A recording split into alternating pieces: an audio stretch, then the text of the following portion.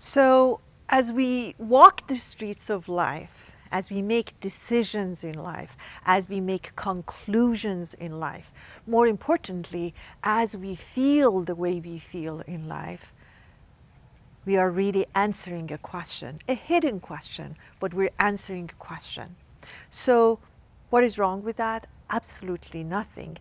The only PS is that if we are not aware of which question or questions we're answering, our thinking mind, our surviving mind is choosing the questions for us and on our behalf.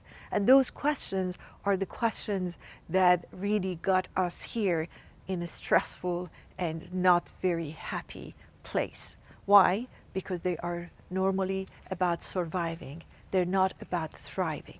So what do? What we can do is to really learn how to really pick and choose and create the questions that we would like to be experiencing and answering. To an untrained mind, the question of how come I never have this and that is the same as the question of how can I have this and that. But the result that these two different questions, pretty close in nature, but very different energetically, they will create completely opposite experiences. And that's exactly what we're going to be talking about in this 4-week class. I can't wait to play with you in that playground.